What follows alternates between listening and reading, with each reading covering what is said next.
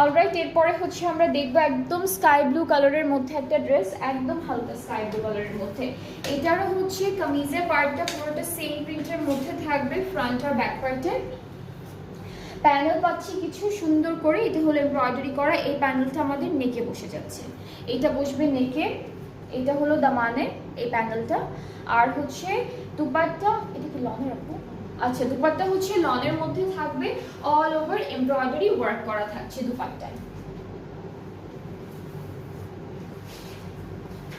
একদম হালকা একটা স্কাই ব্লু কালারের মধ্যে পুরোটা হচ্ছে এরকম লাইন লাইন করে এমব্রয়ডারি ওয়ার্ক থাকবে, চিকেন কারি থাকবে সুন্দর সুন্দর করে। ট্রাউজারটা এক কালার ক্যামব্রিক কটনের মধ্যে পাবো।